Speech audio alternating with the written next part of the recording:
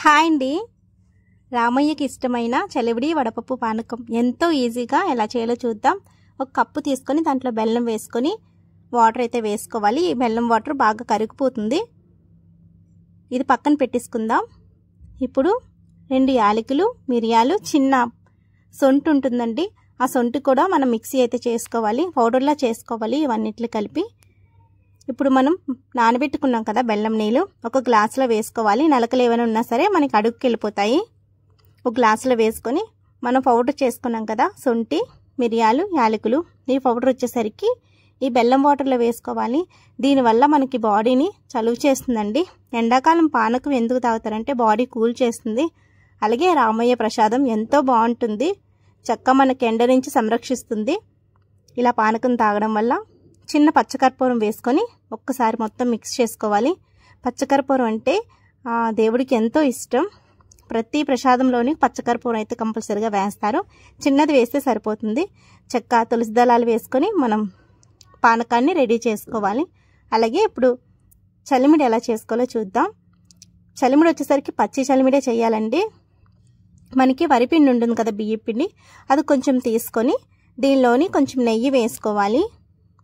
తర్వాత బెల్లం కూడా వేసుకోవాలి. బెల్లం నేను తురుముకొని పక్కన పెట్టేసుకున్నాను. అలా అయితే మనకి చక్కగా మనకి ముద్ద బాగా అయిపోతుంది, తొందరగా కరిగిపోతుంది ఈ పిండిలోని. లేదు అంటే మనం ఈ రెండింటిని కలిపి మిక్సీ చేసుకున్న చక్కగా కరిగిపోతుంది.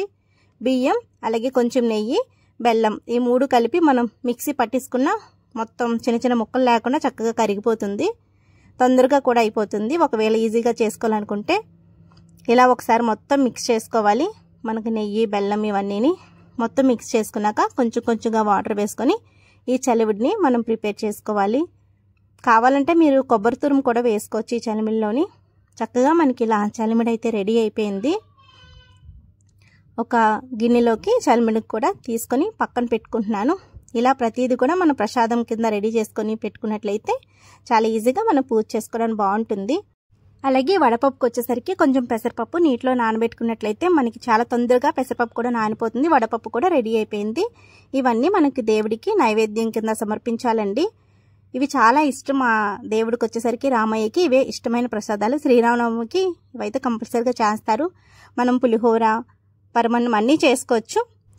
మనకి ఏది వీలైతే అది ఫ్రూట్ పెట్టుకోవచ్చండి. ఒకవేళ దొరికినట్లయితే రామఫలం పెడితే ఇంకా మంచిది. అలాగే తమలపాకులు ఒక 3 కానీ 5 కానీ తమలపాకుల మీద శ్రీరామని రాసి దేవుడి మూల పెట్టి పూజిస్తే ఇంకా మంచిది. అందరికీ శ్రీరామనవమి శుభాకాంక్షలు. ఈ వీడియో నచ్చితే ప్లీజ్ ఒక లైక్